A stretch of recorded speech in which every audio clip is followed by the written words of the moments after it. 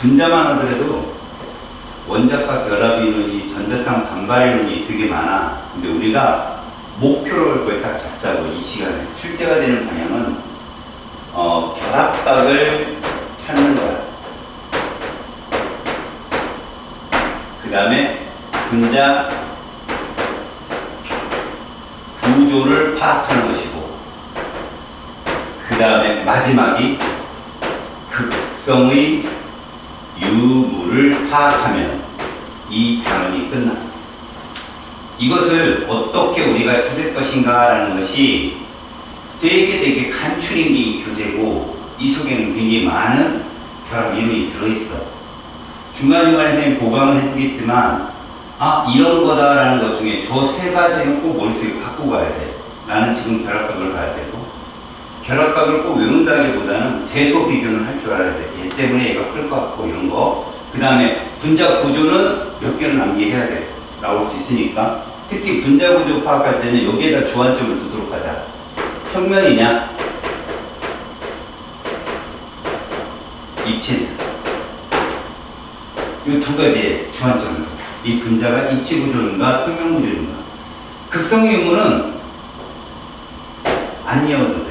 왜? 이건 선생님이 말한 만큼 딱 하면 끝나. 그래서 우리는 분자들이 왜 결합각을 이렇게 가져야 되고 구조가 이렇게 되는지를 찾을 거야. 근데 눈에 보이지 않는 거야. 그래서 뭘 이용해? 오비탈 이론을 이용할 거야. 오비탈 그거지? 네. 그거에 대해서 할 거라고. 오비탈 제가 제일 잘했어.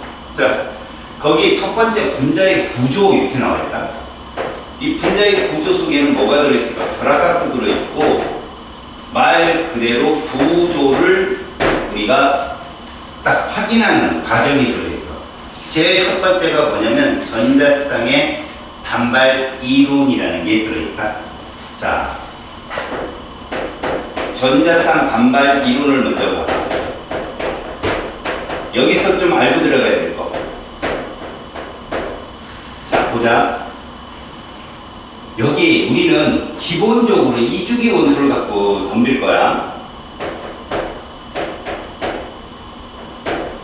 3주기 원소는 여러분도 알다시피 DUB타를 갖고 있기 때문에 우리가 배우는 그 SN 넘버라는 말을 쓰는데, 스트럭처 넘버라는 말을 쓰거든. 전자쌍이 배치가 몇 군데로 되어 있느냐, 그 넘버를 가지고 구조를 먼저 찾기 시작하고 막 이런 이론이 있는데, 그런 걸 따질 때 보면은 3주기는 5개도 있고 6개도 있고, 우리는 4개가 최대인 것만 지금 배울 거야. 그래서 4개 최대의 갖는 애가 누구였어? 아까 탄소였다는 거 기억해? 탄소. 걔를 위주로 우리가 찾을 거라고. 가장 큰 수, 4를. 그래서 2주기 원소를 갖는데 얘가 나타나. 여기. 얘가 나타나. 탄소, 질소, 산소, 플로리는 너도 알 거야. 그렇지? 니들도 다 아는 건데, 베릴륨, 붕소가 여기에 등장한다고. 베릴륨 몇 쪽이야? 2쪽. 붕소는 몇 쪽이고? 13쪽이야. 이렇게 보면 우리는 분자를 따지는데 쓰는 베릴륨, 금속인데요. 그럼 저거 이온결합 아니겠습니까? 맞지? 그런데 베릴륨이라는 게 이온 결합성이 100%가 아니야. 공유 결합성도 종존해. 그게 지난 시간에 배운 결합의 극성의 중요한 부분이었거든. 이걸 암기를 할 필요는 없지만 우리가 여기다 베릴륨을 쓸 수 있는 건 분자론으로도 베릴륨을 설명할 수 있어, 이런 내용이야. 하지만 얘들의 공통점은 뭐를 만족 못하니? 옥텟 규칙을 만족을 못하기 때문에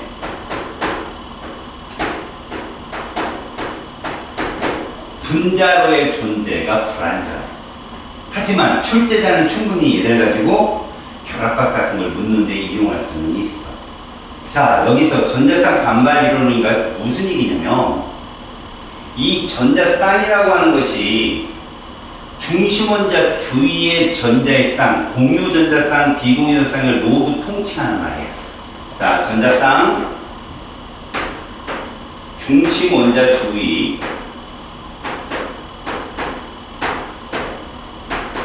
공유 전자쌍과 비공유 전자쌍을 모두 통칭하는 말이에요. 이걸 통치하는 말이야. 첫 번째, 우리는 얘와 얘의 차이를 먼저 알아야 돼. 이건 이렇게 보면 돼. 공유는 두 원자가 서로 전자쌍 하나를 혹은 둘, 셋을 같이 제어하는 거잖아. 컨트롤. 비공유는 혼자잖아. 혼자. 비공유는 중심 원자의 비공유는 중심 원자 혼자 걔를 관할한단 말이야. 그러면 누구 전자 그룹이 더 멀리 퍼지겠어? 있지. 공유는 둘이 잡고 있기 때문에 그 구역이 그렇게 좀 크진 않을 거야. 확률적으로 90% 되는 범위가 좀 좁아. 근데 비공유는 원자 하나가 잡고 있기 때문에 넓게 퍼질 수 있어. 애들이. 그래서 반발 이론이라고 하는 것 자체가 좀 생각을 해야 될 게 중심 원자가 만약에 공유 전자쌍만 있다면 이런 가정이 필요해요. 혹은 비공유가 포함이 된다면 이라는 두 번째 가정이 필요하고 거기 봐봐. 거기 전자쌍 반발 이론 해가지고 첫 번째 그림 나올 거야. 208쪽에 그림 나오지? 이 그림이 뭘 의미하느냐? 이런 거야. 자, 나는 전자쌍 반발 이론에서 공유 전자쌍만 있는 경우를 먼저 때릴게. 봐.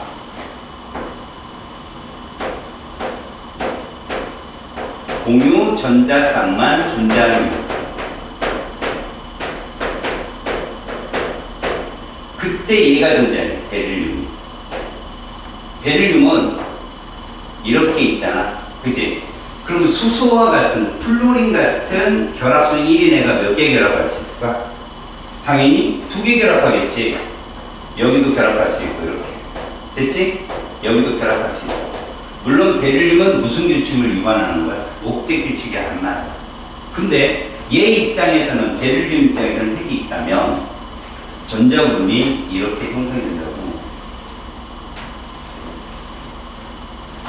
그럼 이 전자쌍이 가장 이상적으로 3차원 입체 공간에서 가장 반발이 최소화 되는 지점이 이렇더라는 거예요.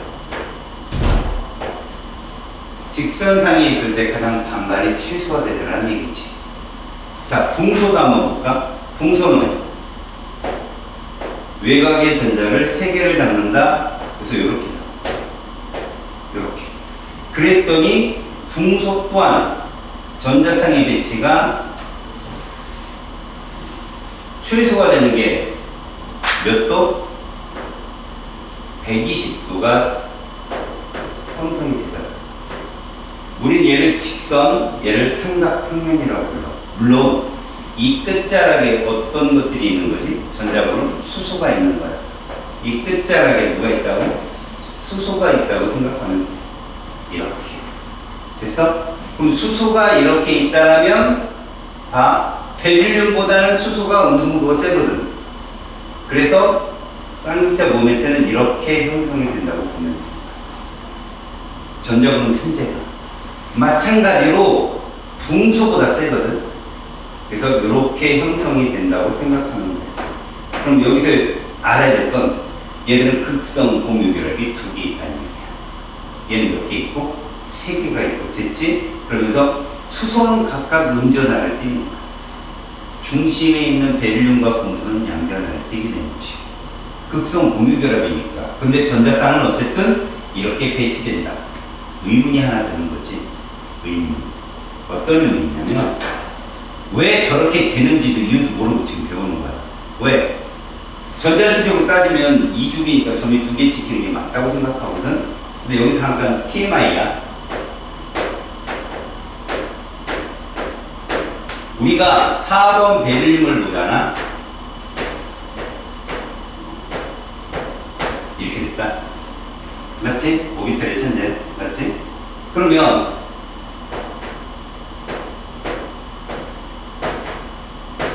바닥 상태에서 얘들은 홀전자가 0이야. 그지? 문제는 지금 수소가 2개가 온단 말이야. 우리는 그럼 얘를 강제로 결합을 하기 위해서 얘는 건드리지 않고, 알겠어? 안쪽 껍질이니까 얘를 이렇게 할 수 있지 않겠느냐 이런 거야. 피오비탈은 3개다. 이걸 우리는 무슨 상태라고 하지? 자, 이때 봐봐. 이 들뜬 상태로는 수소가 두 개 결합하는 것까지는 설명이 가능하거든. 근데 전자구름이 이렇게 형성되는 건 설명이 안 되는 거야. 저렇게 형성되는 거야. 그래서 이것이 아니라 폴링이라는 과학자가 바로 원자과 결합 이론을 해가지고 얘를 발표해. 혼성 오비탈 이렇게. 무슨 말이냐? 얘들이 이렇게 각각 들뜬 게 아니라 이 자체에서 바로 이렇게 간다고. 사실은 요게 위쪽으로 좀 EP가 두 개 있는데 봐. 요렇게. 그래서 SP 혼성이라고 얘기해. SP 혼성. S하고 P하고 오비탈이 하나씩 있는데 에너지가 동일하다는 얘기야.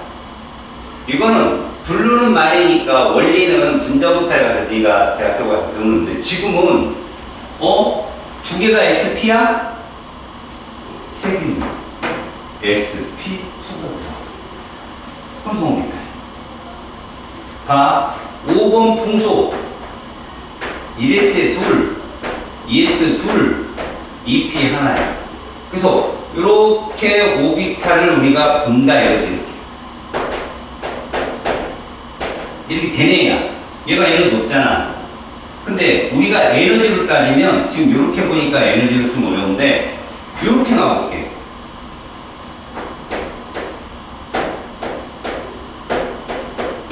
그래서 얘들 에너지는 이렇게 돼 있는 거야 지금. 맞지? 홀전자 하나. 근데 이 둘이 혼성을 일으켜서 혼성 오비탈을 형성을 해서 이런 식으로 되는 거지. S가 하나, P가 몇 개? 둘. SP2 혼성이라고 불러요. 근데 중요한 게 하나 있어. 왜 혼성하냐고. 구름이 오면 바닥 상태의 구름이 깨져. 전자구름과 전자구름의 상호반발 때문에 이게 가장 이상적인 전자쌍이 가장 편안하게 공간상에 배치될 수 있을 정도. 이 물질이 될 때 중심 원자 공유결합은 물질이 되었을 때 전자쌍이 서로 혼성을 일으켜서 안정한 전자배치로 간다는 이론이야. 굉장히 똘똘한 이론이라고 이게. 만에 하나 탄소면 우리가 점을 이렇게 그린다 해서 내가 아까 얘기했잖아. 홀전자가 두 개밖에 없는 이제 저렇게 그린다고. 이게 설명이 되더라는 거야. 6번 탄소 봐봐. 우리가 보면 1S에 둘, 2S에 둘 그런데 우리가 혼성을 일으키는 건 항상 최각 전자만 그래. 원자가 전자. 그러니까 여기는 볼 것 없다는 거야 얘들은. 저 위에. 그럼 2P에 둘이잖아. 이렇게. 요것만 혼성을 일으키는 거야. 하나, 둘, 셋, 넷. 여기 봐. S, P, 3 혼성. 이게 최대. 이렇게 네 개가 안정한 점자 배치를 이루려고 퍼지다 보니까 어떤 현상이 생기느냐? 요거 좀 어려워. 하나는 이 밖으로, 또 하나는 옆으로, 또 하나는 저 뒤쪽, 또 하나는 저 위쪽. 요런 게 형성이 되더라고요. 공간상에서. 그래서 이 결과를 재봤다고. 재봤더니 이게 되더라고요. 그러니까 우리가 이걸 여태까지 이렇게 그리고 썼다는 거예요. 봤더니 90도가 안 났다는 거야. 109.5도라는 거지. 그러니까 얘는 봐라. 꼭지점을 이어갔다는 거야. 삼각형이지? 정사면체. 그래서 얘를 정사면체 입체라고 한다고. 이 모양이 이거야. 알겠어? 요거는 구조식으로 그릴 때 선생님이 설명을 하겠지만, 봐.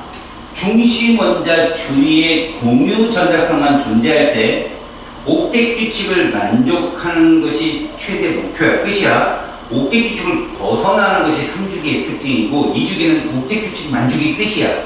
그때 네 쌍이 다 공유라면 정사면체 109.5도의 결합각을 가른다. 그러면 내가 지금 말한 결합각이라고 하는 것이 무엇인가 봤더니 공유전자쌍과 공유전자쌍 사이의 각이 들어야 돼요.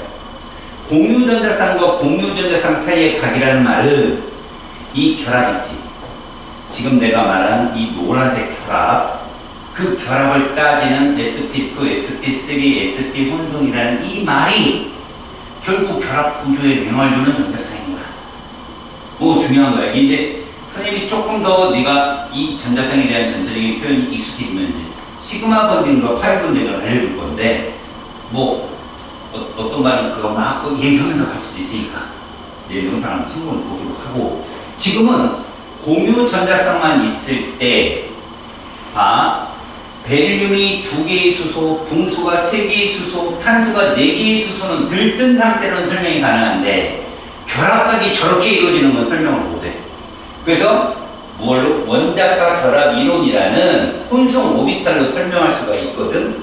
이게 폴링이라는 과학자가 제창한 거야. 아까 전기음성 같은 그 사람이 이 이론을 얘기했더니 혼성 오비탈이 되면은 왜 분자들이 이러한 결합각을 가져서 이러한 극성을 띠는지 구조는 왜 이렇게 되는지 이유가 다 설명이 되더라는 거야. 그럼 이런 모양을 어떻게 알았냐고 분광학에서 찾습니다. 그 다음에 자기장 이런 데 돌려봐갖고 얘는 이체가 아니면 이런 모양이 나올 수가 없다 라는 결론이 난 거지. 그러니까 너희들은 최종적으로 다 밝혀진 사실을 설명만 듣는 거니까 이렇게 보자. 선이 2개 나온 애는 SP 혼성, 선이 3개 나온 애는 SP2 혼성, 그 다음 이렇게 4개가 뜬 애는 SP3 혼성. 이게 최대의 끝이다. 알았지? 중요한 건 이런 혼성을 갖다 붙일 때는 뭐가 기준이냐면 전자쌍이 기준이에요. 그래서 SP 혼성 그러면 공유든 비공유든 전자쌍이 방향이 양쪽으로 되어 있는 애들이야. 그게 3중이든 2중이든 상관없어. 절대 3중이든 2중이든 그 2중이나 3중 중에 한 쌍만 결합 구조에 관여를 해. 나머지 한 쌍, 두 쌍은 관여를 못 하거든. 그래서 방향이 아까 내가 구조식 그려준 거 기억나? 그 구조식에서 방향만 잘 보면 이거 SP, 이거 SP2 무슨 말이니? 탄소가 결합 구조가 이렇게 되잖아. 이거 SP3 혼성. 왜? 네 방향이니까. 그런데 이게 몇 방향이야? 세 방향이지? 쟤랑 똑같은 거예요. SP2 혼성이에요. 그럼 요건 뭘까? SP 혼성이야. 양쪽이니까. 그럼 얘도 SP 혼성이야. 전자쌍의 방향만 보면 되는 거야.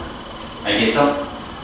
이제 이렇게 전자쌍 반발인에서 공유 전자쌍만 보니까 180도, 120도, 109.5도 조건 같은 원소가 왔을 때 같은 원소 무슨 말이니? 이게 쌍극자 모멘트라고 하는 값인데 그냥 들어두자. 음성도 센 쪽으로 전자쌍이 치우치는 편재 현상을 벡터 값으로 표현한 거야. 그래서 이렇게 딱 치우친 현상을 보는 거야. 봤더니 동일한 원소가 있다라면 지금 여기들은 봐봐. 내가 썼을 때 얘는 BeH2 얘는 BH3 CH4 대문자가 2개잖아. 이런 애들로 우리가 봤을 때 결합각이 이렇게 형성이 되는데 만약에 이 양쪽 네 군데 끝에 다른 원소가 서로 다른 원소가 와버리면 이 깨져. 결합각이. 뭐 얘랑 비슷하게는 되겠지만 일정하게 각을 형성하지는 않아. 구름이 서로 다르고 음성도가 다르기 때문에 지금은 동일하다는 조건 안에서 이렇게 먼저 배우는 거라고. 여기에 잘 봐. 이제 얘가 나타나는 거야.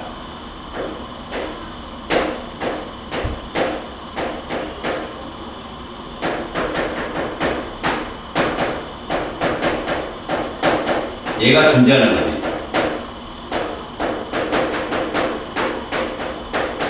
같이 존재하는 거야. 그럼 이게 무슨 말입니까? 같이 존재의 기준이 뭔데요? 옥대 규칙 문제기. 이런 애가 누구냐? 그러면 중심 원자가 될 수 있는 건 일자리는 안 돼. 플루리는 안 된다고. 새가 왔다. 새가. 이거 내려온 거 아니야? 아까 우리가 따라오는 거. 누구냐? 바로 이런 애들이죠. 자, 우리는 질소를 보면 비공유가 한 쌍이 있고 이렇게 있는 거죠.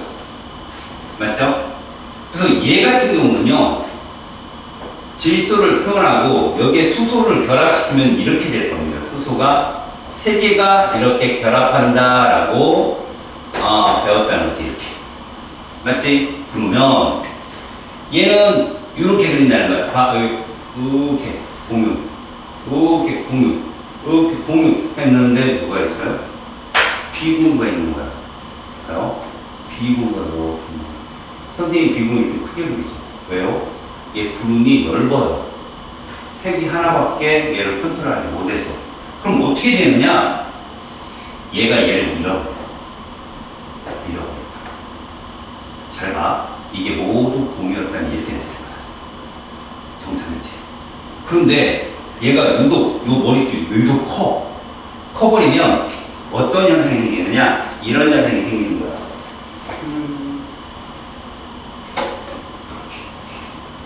공유에 비공유가 있어버리면 얘가 얘를 눌러. 얘를 눌러버려. 근데 이거 잘 봐봐. 이거 입체야, 평면이야. 딱 입체야. 그렇지. 얘가 입체가 되더라. 그래서 이 전자 구름이, 규별했던 구름이 이렇게 가.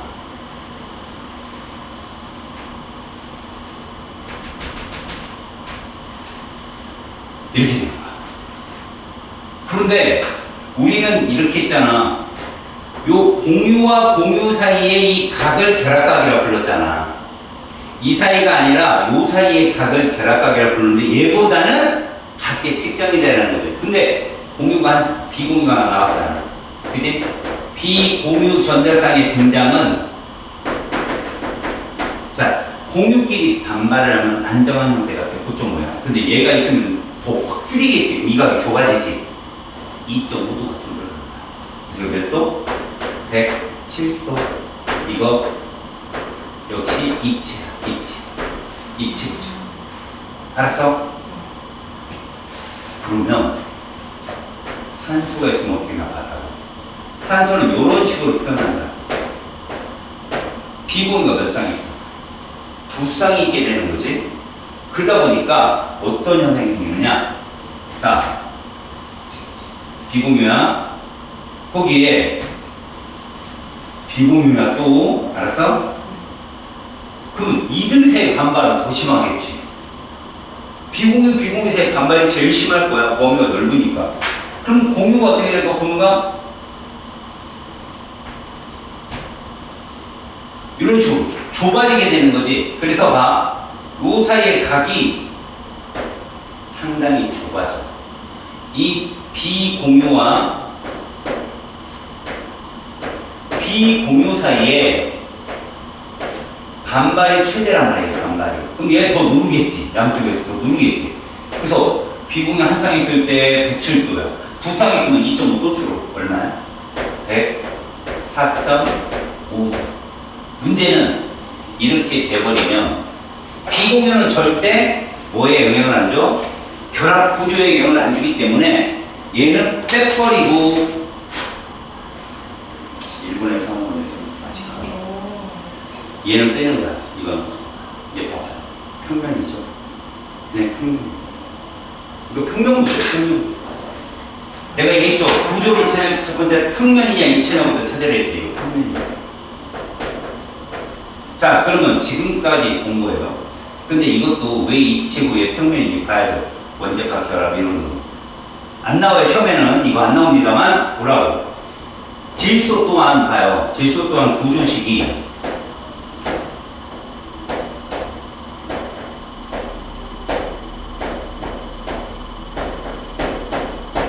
이렇게 있었단 말이야. 맞지? 아까 결합 이론으로 얘기하면 얘는 전자쌍이 몇 군데 있어? 총 4군데 있지? 그럼 무조건 얘는 sp3 혼성으로 설명을 하셔야 돼요. 비공유도 포함을 하세요. 얘는 뭐라고? sp2 혼성으로 표현하고 얘는요. 그래서 니네 sp 혼성은 다 직선이냐. 알았냐? 그런데 sp2 혼성에서 얘가 만약에 이거 평면이라고 얘 다 평면이에요. 사실. sp2 혼성, sp 혼성은 다 평면이고요. sp3 혼성 중에 이런 애 입체고 이런 애 입체인데 잘 보세요. 얘는 무슨 혼성일까요? P? 아니에요. sp3 혼성이에요. 무조건 비공유 전자쌍까지 보는 거예요.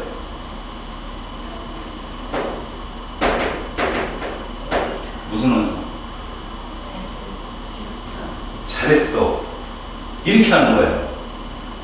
그냥 읽을 줄만 알면 되는 거예요. 아, 전자쌍이 2중이 있든 3중이 있든 그건 그냥 하나로 취급하는 거예요. 그래서 저기 sp2 혼성이구나 보는 거죠.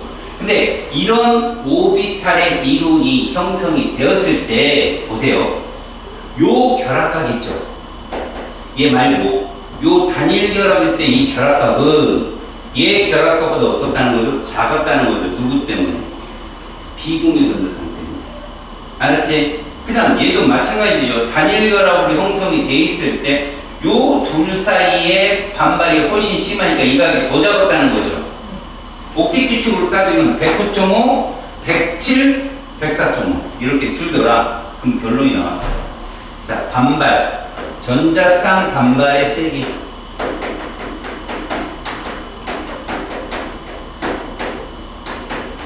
비교를 하게 되면 무슨 전자쌍과 무슨 전자쌍이 제일 세다? 비공유 전자쌍과 비공유 이거 문제 써.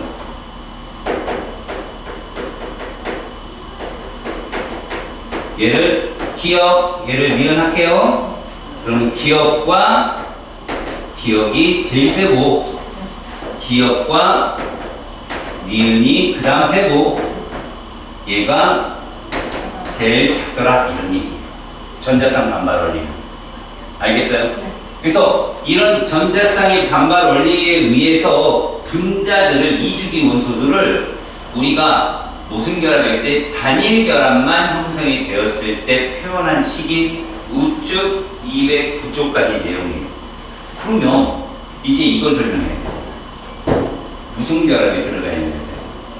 다중 결합이 들어가 있는 애들 설명해야 되잖아요. 잘 보세요. 얘가 왜 sp3 형성인가?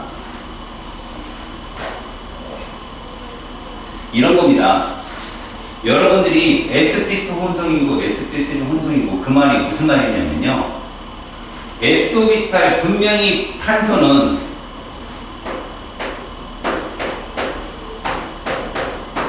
이렇게 형성이 되는데 얘가 sp3 혼성이잖아요. 얘가 sp2 혼성이고 그러면 이 나머지 하나가 무슨 결합이냐라는 거죠. 자, 실제로 핵과 핵이 직접 결합하는 것이 시그마 본딩이에요. 핵과 핵이 직접 결합하는 거죠. S와 S가 만나거나 S와 P가 만나거나 혹은 간혹 F, F처럼 PP가 직접 만나는 경우인데 이런 오비탈의 특징은요. 단면이 원입니다. 단면이 원. 잘 봐요. 이게 S 오비탈이에요. 이게 이제 보통 수소가 이렇거든요. 알겠어요? 그 다음에 또 다른 S가 만나면 이 단면을 딱 쪼개면 이렇게 나온다. 원. 그 다음 S 오비탈과 P 오비탈이 만나잖아요. 단면을 딱 자르면 뭐가 나와요? 원. P와 P가 만나도 원. 그런데 이 결합이 있어요. 파이본. 단면이 요거예요. 이게 무슨 말이냐? 보세요. 이게 좀 어려운 말입니다. 자, 탄소가 결합을 하는 데 있어서 우리가 어떻게 그려요? 이렇게 한번 써봅시다. 그럼 몇 중 결합이에요? 2중이죠. 이거 봤죠? 얘 무슨 혼성이에요? sp2 혼성이에요. 보이죠? sp2 혼성이면 여기서 무슨 말이냐? 얘도 sp2 혼성이고 얘도 sp2 혼성이면 나머지 하나 남는 게 하나 있습니다. 이 결합은 보세요. sp2 혼성은 평면이에요, 평면. 그러면 여기도 이렇게 평면 결합이 형성이 되어 있고, 여기도 이렇게 평면이 형성되어 있고, 여기도 이렇게 평면이 형성되어 있으면 왼쪽에 있는 애도 똑같다는 거예요. 여기도 평면. 이게 시그마 원등이죠. 여기도 평면. 여기도 평면이거든요. 그럼 S오비탈은 항상, H 수소는 항상 S오비탈이에요. 얘는 혼성을 할 수가 없으니까. 그리고 지금 내가 말한 결합이 몇 개 있어요. 하나, 둘, 세 개가 있잖아. 이게 다 시그마 원등이에요. 그럼 나머지 하나 그냥 놀고 있는 애가 있어요. 그게 P오비탈이거든. 그게 이렇게 형성돼요. 수직. 여기도 마찬가지예요. 수직. 그럼 여기서 주위로 결합을 합니다. 이거 타면 까짜로 이렇게 된다. 모양이. 그래서 이 파이 본딩은 자 결합 구조에 영향을 주고 영향을 안 줘요. 그래서 내가 아까 이중이든 삼중이든 단일로 취급하라고 하는 거 있죠. 그게 파이 본딩은 절대 결합에 참여하지 않아서 그래요. 그러니까 봐봐요. 요렇게 단일 결합이 있고, 요렇게 이중 결합이 있고, 요렇게 삼중 결합까지가 탄소가 최대 가능한 결합인데, 결합 길이는 당연히 결합 길이는 얘가 길어요. 왜? 얘가 세기가 얘가 세니까. 근데 얘보다 얘가 2배 센 게 아니에요. 얘가 100이면 요 밑에 있는 파이는 한 80. 그 다음 그 밑에 있는 요것도 파이라고 하거든요. 프라임이라고 부르는데 파이를 얘는 2개 갖고 있고 얘는 하나 갖고 있는데 2개를 가지면 나머지 하나는 더 작은 거예요. 그래서 이게 잘 끊어질 수 있어요. 화학에서는 이렇게 결합이 끊어진 걸 가능성이 크다고 부르고 이렇게 끊어서 이게 끊어지면 얘로 가겠죠. 끊어지면 얘로 가고요. 이런 현상이 첨가중화예요. 첨가중화. 폴리에틸렌 같은 거 플라스틱 만들 때 쓰는 거. 그러니까 지금 우리가 여기서 내가 지금 sp3, sp2 혼성 막 이런 말들을 무식하게 많이 썼는데 딴 건 없어요. 여러분들이 알아야 될 건 이겁니다.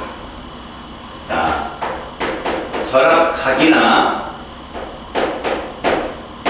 그 다음에 분자 구조를 볼 때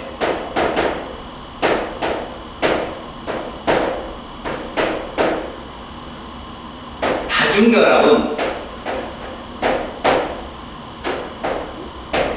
단일 결합으로 테스트해라. 이거예요. 알았어? 그래서 봐봐요. 우리가 붕소를 이렇게 그리잖아요. 120도였죠. 탄소가 이렇게 있잖아요. 이것도 약 120도로 돌아가요. 다중도 단일로 똑같이 취급하면 됩니다. 다만 이런 건 조심해야 되겠죠. 이거는 얘들은 둘 다 sp2 혼성이지만 얘는 sp3 혼성이 되고 이체하는 건 다른 거야. 알았지? 그러니까 이것까지는 착각하지 말고. 그럼 또 이런 게 있겠다.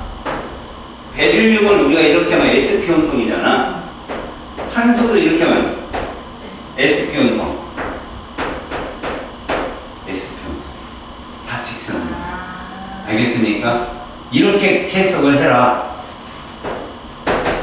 얘는 조심하고 얘는 sp2 혼성이 아니야. sp3 혼성이지. 그래도 구분형이니까 평면이 있지만. 알겠어요? 이런 것들을 구분해라 라는 것이 여기 장에 다 얘기해요. 자, 그래서 밑에 209쪽까지 우리는 썼는데 특히 거기 209쪽의 맨 아래를 보면 포말데하이드가 있어요. 봐봐요. 우리 이거 구조식으로 그렸던 거. 자, 중심이 원자가 탄소야, 맞지? 근데 주변 원자가 3개죠. 3개 있는 건 얘밖에 없어요. 맞죠? 그리고 수소를 양 1에 붙이고 여기다 산소를 붙이면 얘는 이거예요. sp2 혼성, 중심 원자. 그럼 이거 평면이거든요. 근데 120, 120은 아니더라는 거죠. 이게 전자 밀도가 얘가 커요. 이중결합이기 때문에 밀도가 커서 얘를 미는 힘이 더 세요. 그래서 얘가 약 122도, 얘가 116도 이렇게 해요. 우리는 얘 결합각 그러면 이거 다 말해줘야 돼요. 왜요? 이거 비공유가 없으니까. 결합각은 전체적으로. 하지만 우리한테 중요한 건 뭐죠? 이거 평면입니다. 그러면 개꿀인 게 하나 있어요. 잘 보세요. 다중결합을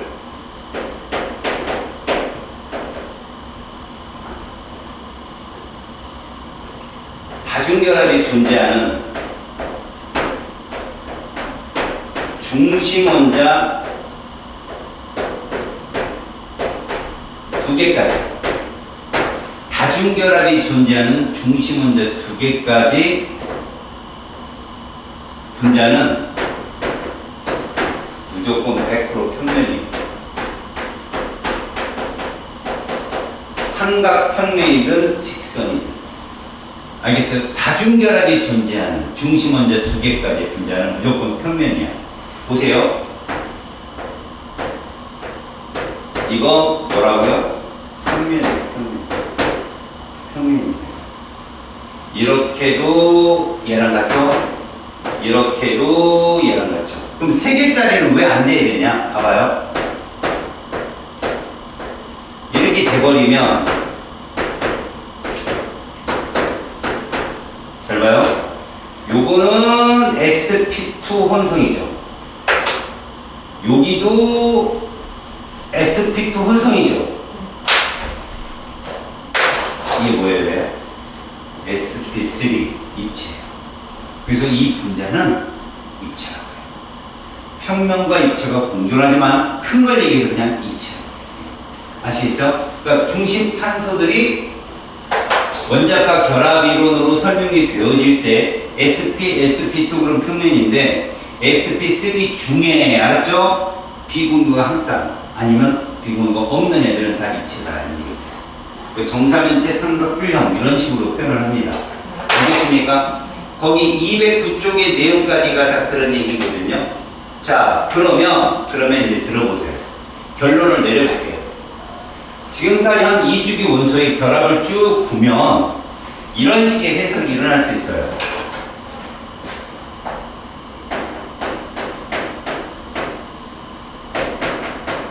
자, 베릴륨 2족이죠. 풍소 13족이죠. 탄소 14족, 질소 15족, 산소 16족입니다. 이 중에 옥텟 규칙을 만족하는 건 요 세 개요. 시험 문제 요 세 개들이 많이 나오고, 얘들 둘은 뭐 때문에 나오냐? 얘하고 얘를 비교해보는 거예요. 얘를 구조식으로 그려볼까요? 플로린 화물을 적어볼까? 수소는 아까 했으니까.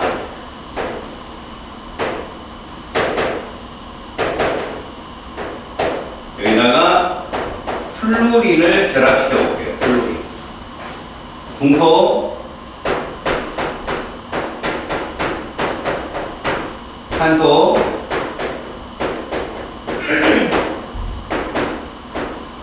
질소,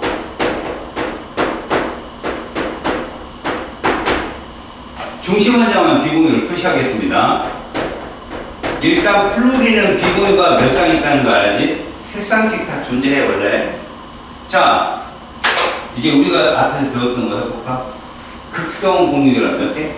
2개. 여기는 3개. 여긴 3개. 여긴 2개. 그래서 얘의 같고, 그지? 얘의 같으니까 이들 비교하려고 제도를 내. 시험 문제. 그때 공유분의 비공유를 따지더라도 봐요. 얘들은 중심원자에 비공유가 없잖아요. 그러니까 비공유 없으니까 공유는 2고 비공유가 6인 거예요. 공유는 3이고 비공유가 얼마인 거죠? 9인 거죠. 공유는 4고 비공유가 얼마인 거예요? 12인 거죠. 이렇게. 그렇다면 얘는 몇 분에 몇 나올까? 3분의 얼마? 10인 거예요. 중심원자 하나 있기 때문에. 얘들은 2분의 8 나오는 거예요. 이런 차이가 있다는 거죠, 쟤들은. 자, 여기서 결합각을 한번 볼까요? 결합각을 보게 되면 얘는 180도의 결합각이에요. 얘는 120도고요. 얘는 109.5도. 얘는 107도, 얘는 104.5도가 되더라는 거죠. 2.5씩 줄게 됩니다. 그래서 얘를 분자 모양을 보게 되면 얘는 직선형이에요. 얘는 평면 삼각형이에요. 뭐라고 얘기하든 평면이에요. 그냥 뭐라고 얘기하든 평면. 얘가 정사면체형이라고 해요. 입체라는데 입체. 얘는 삼각뿔형 역시 입체입니다. 얘는 구분형 평면이에요.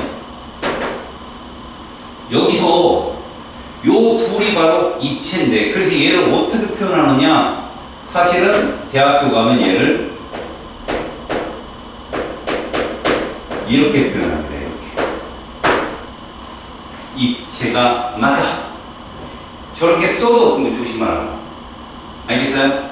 지금 여기 있는 원소들 표현들이 쭉 이렇게 써 있습니다만, 그러니까 결합각이니 분자 모양이니 이런 것들을 설명할 때 아까 원자과 결합 이론이 필요했다. 얘는 sp2 혼성이었고 얘가 sp 혼성, sp2 혼성, 얘들이 모두 sp3 혼성인데, 알았죠? 비구가 한 쌍 있고 두 쌍 있는 바람에 얘는 삼각뿔, 얘는 평면구조가 된 거고요. 얘랑 선구조로만 봤다가는 큰일 납니다. 비공유 때문에 얘가 구분형이고 얘는 직선형이 되는 거예요. 알았지? 그리고 얘들 둘은 옥텟 규칙을 만족하지 않기 때문에 시험에 잘 안 나옵니다. 옥텟 규칙 만족한다 그러면 요 셋밖에 안 나오죠. 알았어요? 요런 것들을 여러분들이 구할 수 있으면 된다. 또 하나, 다중결합이 포함된 화합물들은 평면구조다라는 거죠. 중심 원자 두 개까지. 알았죠? 그런 것들이 우리가 209쪽에서 썼던 내용입니다. 분자 구조를 파악할 때. 자, 그렇다면 이제 211쪽 분자의 극성은 어떻게 할 것인가?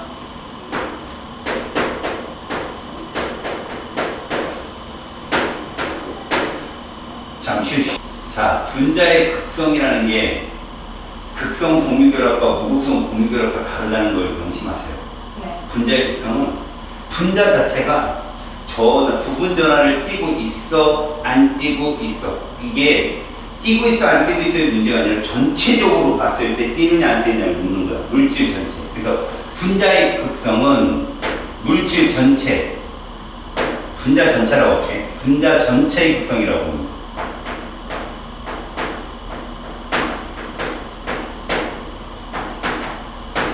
분자의 총 전하 합이 일치하느냐 아니냐를 봐야 돼. 그걸 뭐라고 부를 거냐면 쌍극자 모멘트 합이라고 할 거야. 이것이 있다 없다만 찾으면 돼. 있다 없다. 그러니까 잘 봐봐. 첫 번째야. 이 원자 분자를 보게 되면 이런 애들의 공통점이 뭐지? 무슨 공유결합? 맞아 안 맞아? 그지? 무극성 공유결합을 하게 되면 부분전화가 있어 없어?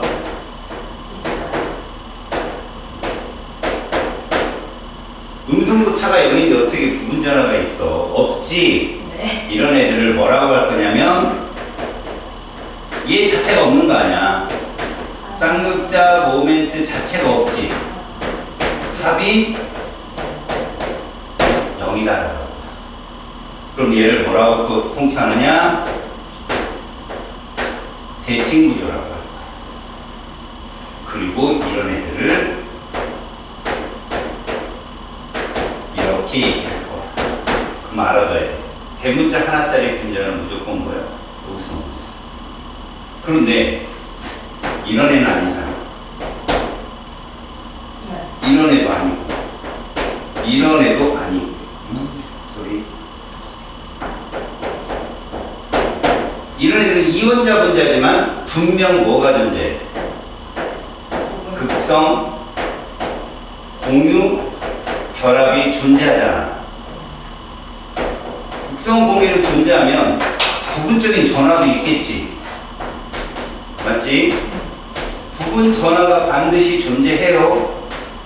그래서 얘가 플러스, 얘가 마이너스, 얘가 플러스, 얘가 마이너스. 근데 얘는 여기가 마이너스, 얘가 플러스가 되겠죠.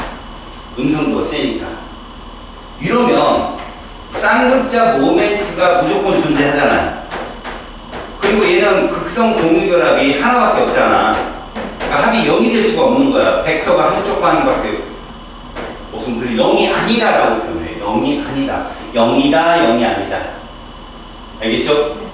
그러면 0이 아니면 비대칭 구조가 되어버리고요. 우리는 그것을 극성 분자라고 한다고. 자, 이원자 분자는 쉽죠. 이제 다원자 분자는 어떻게 할까요? 다원자 분자는. 자, 다원자 분자는 이렇게 합니다. 요걸 보고 확인하세요. 다원자 분자는요, 잘 보면 쌍극자 모멘트가 존재를 한다, 안 한다가 있는데, 쌍극자 모멘트가 없는 다원자 분자는 없어요.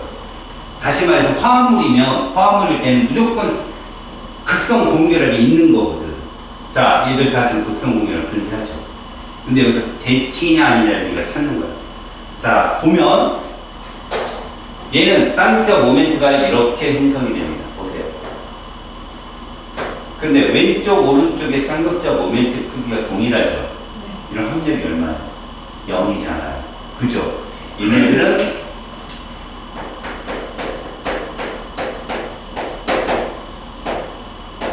모멘트 합이 0이 다 이렇게 얘기해요. 그럼 얘는요? 어떨 것 같아요? 0이다. 얘는 어떨 것 같아요? 그래요. 자, 니는 머리 좋잖아. 이 한마디를 하죠.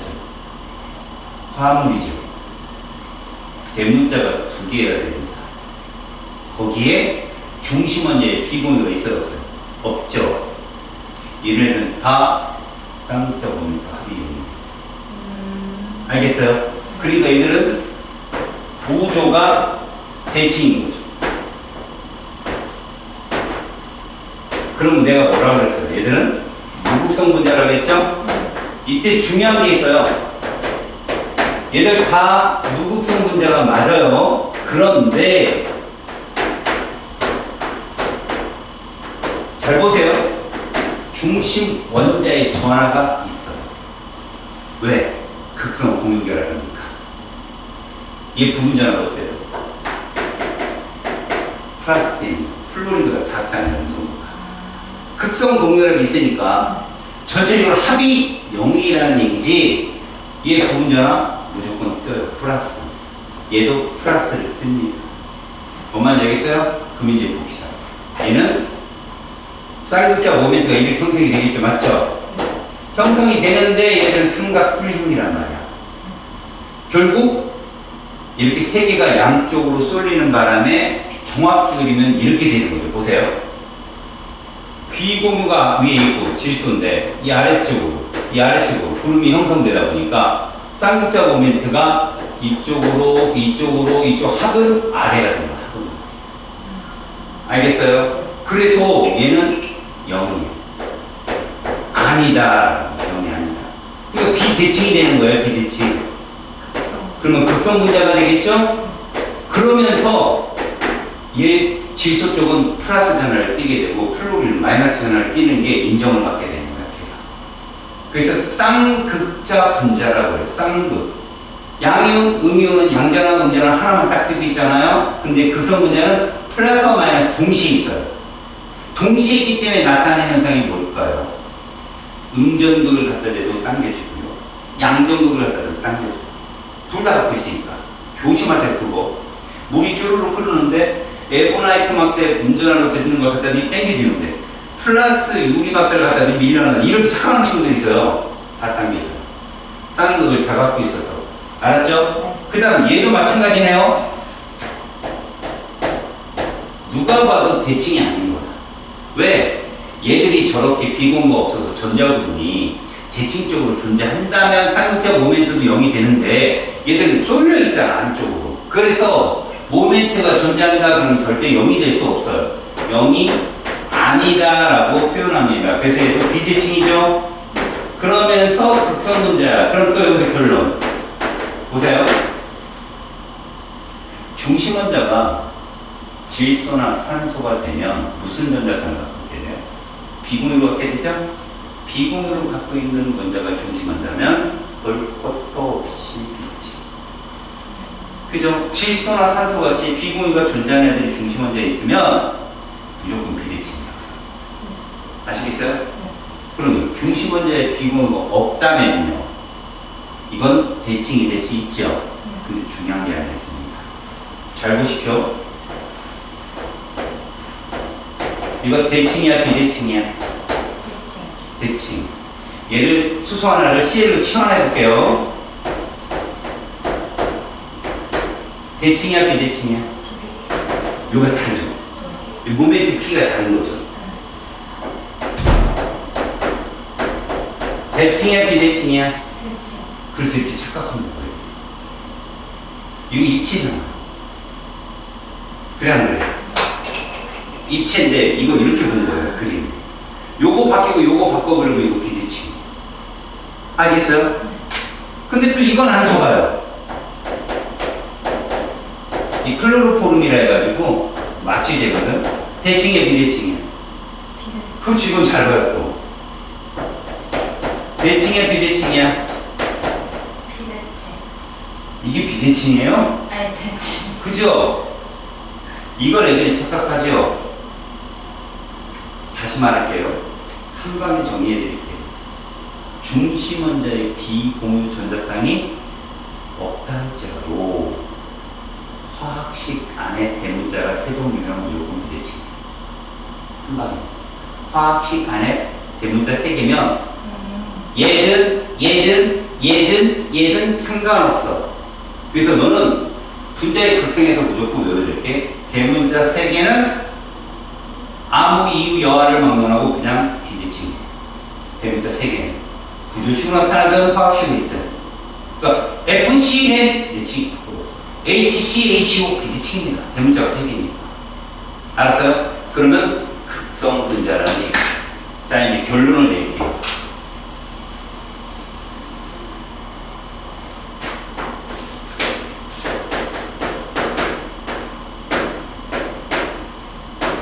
이게 문제 풀 때 너에게 피가 되고 살이 되는 거야. 첫 번째.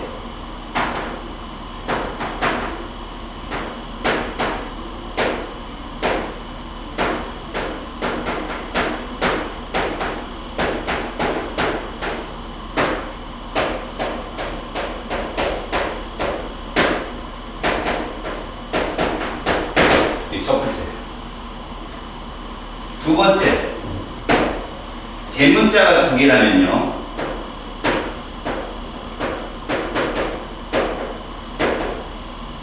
이건 무슨 얘기일까요? 중심 원자가 하나라는 얘기예요. 사실은 대문자가 중심 원자 한 개든 두 개는 상관이 없어요. 그 중심 원자가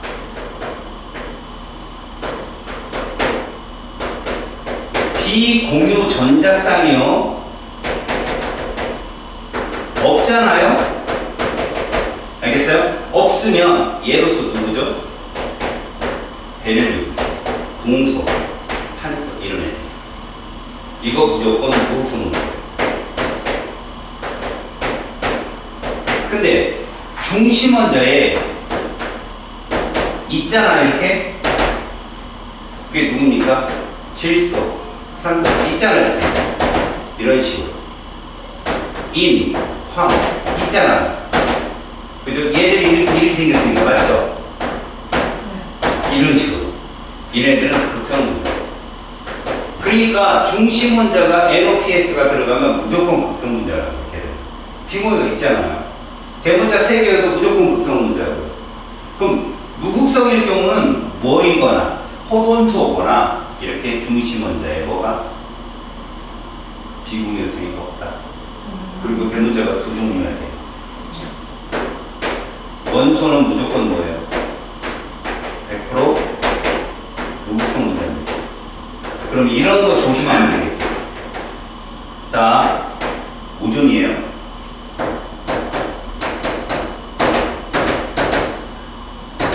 이렇게 생겼어요. 이게 극성 문제예요, 극성 문제.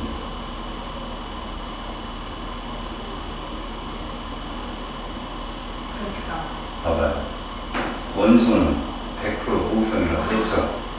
뭐를 선으로 보느냐. 자기가 문제를 풀 때 뭐를 선으로, 너 구조부터 봤잖아. 이렇게. 중심은 이제 비구 있네. 이런 식으로.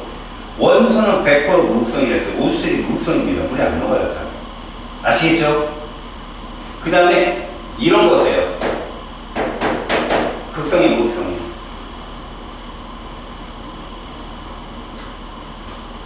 무극성. 그렇죠. 중심 원자가 탄소잖아요. 대문자 2개잖아. 필요 없어요. 아래자자 100개든 20개든 상관없다고. 그러니까 탄화수소는 모두 무슨 문제입니다. 중심 원자가 탄소고 수소가 없으니까. 맞죠? 그렇게 하는 거예요. 아셨어요? 그래서 극성물성 문제들은요, 되게 빨리 찾을 수 있어요, 보면. 자, 이제 확인하고 있어요. 211쪽 교재를 한번 볼게요. 첫 번째 1번, 무극성 분자에 대한 얘기가 나왔습니다. 그럼 우리가 배운 내용대로 해볼게. 첫 번째, 수소, 질소. 3번 때문에 무극성이에요. 포돈수는 무조건 무극성이라고 했죠. 그럼 쌍극자 모멘탑이 0이고 비대칭 구조입니다. 라고 얘기할 수 있어요. 두 번째, 다원자 분자인 경우에 거기 있는 애들 잘 봐요. 중심 원자에 비공유 있어요? 없죠. 그러면 대문자가 몇 종류예요? 2종류죠. 그럼 무극성입니다. 아시겠어요? 구조가. 그거 보지 마세요. 이미 구조는 앞에서 얘는 sp2, 얘는 sp, sp3 하면서 끝난 거예요. 우리한테. 알았지? 아, 얘는 대칭이구나. 아, 얘는 쌍극자 모멘탑이 0이구나. 하나 조심할 거. 화합물 내에서는 부분자는 있습니다. 분명히. 거기 처음에 BeCl2 보이죠? BeCl2. 다시 말해 염화베릴륨, 베릴륨이 부분전을 플러스해요. 음성도가 작잖아요. 극성 공결에도 2개 있으니까. 이해 갔죠? 부분전화는 있지만 전체적인 전화를 띄지 않는다. 이게 무슨 문제 특징입니다. 그 다음 두 번째 극성 분자. 뭐니? 대문자, 이원자 분자 중에 대문자 2개면 무조건 비대칭 아니요? 그치, 그거는. 그럼 두 번째, 다원자 분자인 경우도 마찬가지야. 중심 원자가 비공유성을 갖고 있으면 무조건 볼 것 없다 이거지. N이나 O나 P나 S는 무조건 극성 분자다. 걔들은 대칭을 질 수가 없으니까. 됐죠? 그러면 맨 마지막 거 보세요. 클로로메테인 보여요? 얘 왜 극성 분자야? 왜 극성 분자야? 아, 1번. 네. 그래요. 이렇게 딱 기준이 서야 된다고. 그럼 금방 풀린다고. 알겠냐? 넘겨보세요. 분자의 성질인데 선생님이 방금 전에 얘기했잖아. 극성 분자는 플러스와 마이너스를 모두 갖고 있어서 음전극에도 딸려가고 양전극에도 딸려간다고. 알았지? 물 분자 같은 경우는 H2니까 O가 뭐 H2는 당연히 비대칭인 건 알죠? 중심 분자가 산소니까. 그럼 산소가 음전하를, 수소가 양전하를 떴단 말이야. 음전하로 대전된 대전체 누굴 갖다 대면, 에보나이트를 갖다 대면 누구 쪽이 딸려온다? 물 중에 수소 있죠? 그쪽이 딸려와요. 그 다음에 플러스로 되는 게 유리막대를 가지고 산소 쪽이 딸려오게 됩니다. 다 딸려온다는 얘기예요. 두 번째 그림은 뭐냐? 전기장, 자기장에 집어넣었을 때 아무런 영향을 받지 않는 우측은 대칭 구조를 하는 거죠. 무극성 분자. 근데 좌측은 일정한 모습으로 딱 쓰죠. 그런 걸 아주 어려운 걸 배항한다. 배항. 알겠습니까? 그 다음에 세 번째 용해도라는 말이 있는데 이 용해도가 무슨 얘기냐면 용해도는요. 물하고 잘 섞이는 정도? 아니 꼭 물이 아니어도 이래요. 유류상중이라는 사자성어를 알아요. 끼리끼리 논다고. 그죠? 극성은 극성에 놓고 무극성은 무극성에 놓게 되는 거지. 왜 그럴까? 우리가 용해된다는 건 용매, 용질이 섞이는 거죠. 근데 예를 들어 물 분자에 기름을 넣어요. 기름은 무극성 경우가 되게 많거든요. 아니 이렇게 있어요. 내가 여기서 극성이다 무극성이다 확실히 얘기했지만 고분자인 경우는요. 극성 부분과 무극성 부분이 따로따로 있어요. 그 두 개가 다 있는 애들이 계면활 성질이거든요. 세제 같은 것들이 그래요. 때나 물을 잘 섞이게 해주는 애들. 그러면 무극성 성향이 강한 곳이 좀 길고 극성 성향이 좀 작으면 얘는 전체적으로 무극성 성향을 띈다 이렇게 보셔야 돼요. 지금 단순하게 우리가 보잖아. 시험 문제 이렇게밖에 안 내니까 그냥 기름도 약간의 극성의 성향이 있는 곳이 있어요. 이렇게 있는데 무극성 성향이 강하다 보니까 물하고 안 섞이는 거예요. 물 분자 사이를 기름이 들어가야 되는데 물 분자가 너무 단단하니까 못 끼는 거죠. 반대로 그런 것도 있어요. 물 분자를 기름에 녹이려고 하면은 물 분자가 흐트러져서 기름 사이에 섞여야 되는데 물 분자 자체가 안 흐트러지는 거야. 힘이 세니까. 그래서 어떻게 해야 돼? 대부분 물 분자에 잘 녹는 애들 보면 물 분자와 또 다른 분자가 친해야 돼. 그래서 잘 용이된다는 특징이 용매와 용일 간에 더 친해야 되는 거지. 그러니까 너 친구들 무리가 있고 다른 애가 왔는데 너희들랑 잘 섞이려면 너희들 중 하나랑 그냥 친해가지고 소개를 시켜주면 잘 섞이는데 생폰 모르는 애가 섞이려면 못 끼죠. 그건. 그런 얘기예요. 마지막에 녹는 점과 끓는 점은 조금 자세하게 이게 마지막이에요. 보세요. 분자에 녹는 점, 끓는 점은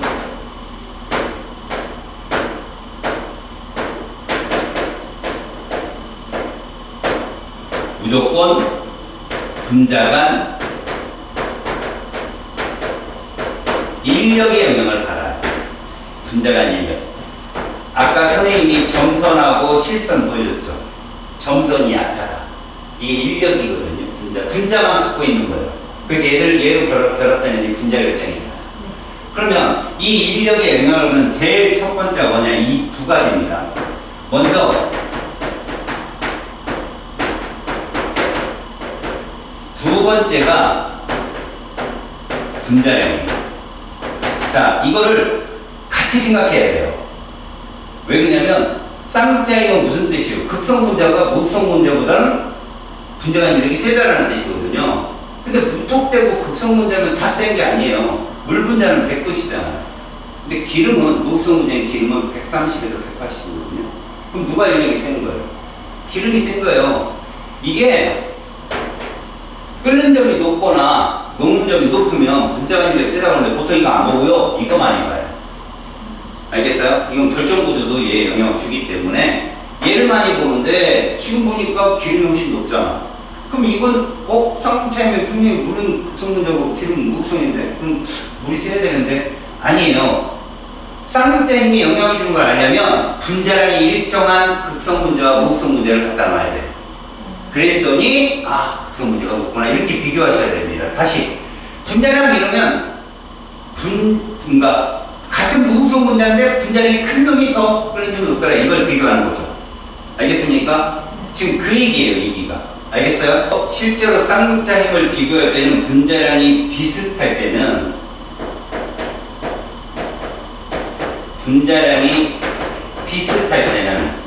누가 더 세다? 극성 분자가 누구보다 세다? 무극성 분자보다 세고 극성이 비슷할 때는 분자량 클수록 극성이 비슷한 애들은 분자량이 어떨수록 클수록 끓는 점이 높다 이렇게 얘기해요. 높다 이런 식으로 해석을 해야 돼요. 그래서 거기 데이터에 보시면 무극성 분자인 메테인 있잖아요. 분자량이 16이잖아요. 근데 암모니아도 17이잖아요. 근데 암모니아는 극성 분자잖아. 중심 원자가 질소니까. 봤더니 끓는 점이 누가 높아요? 암모니아가 높더라. 분자량이 비슷한데도. 그 다음 무극성 분자 산소를 보니까 32거든요. 극성 분자 황화수도 34 비슷해요. 근데 누가 높아요? 황화수가 훨씬 높더라. 그러면 지금 얘기는 1번이에요, 2번이에요. 지금 얘기가 다 1번만 예를 들어준 거예요. 2번은 안 나왔죠? 2번은 그러니까 이렇게 비교하면 되겠다. 메테인하고 산소 비교해보세요. 분자량이 누가 커요? 메테인. 분자량. 네가 스스로 시간을 잡는구만. 32가 크지? 그래서 끓는 점도 높다? 안 높은데요? 안 높은데요? 이거 무슨 얘기죠? 이건 좀 어려운 얘기지만 무극성 공유결합으로 이루어진 게 산소잖아요. 근데 메테인은 극성 공유결합이 이루어져 있잖아요. 분자량이 작더라도 얘들은 끓는 점, 녹는 점의 한계치가 스스로 슬쩍 부딪혔을 때 나타나는 유발성격자 때문에 생기는 현상이거든요. 그게 극성공률이 더 잘 일어나요. CH4는 분자량이 좀 작아도 무극성으로 되어 있는 오토보다는 클로리즘이 높다 이렇게 해석을 해요. 좀 복잡한 내용이니까 여기서는 극성 분자와 무극성 분자는 좀 분자량이 비슷할 경우 클로리즘이 높다라고만 해석하고 끝냅시다. 알겠습니까? 박수 치지 마. 숙제는 되게 많아요. 엄청 많아요. 바로 231쪽까지.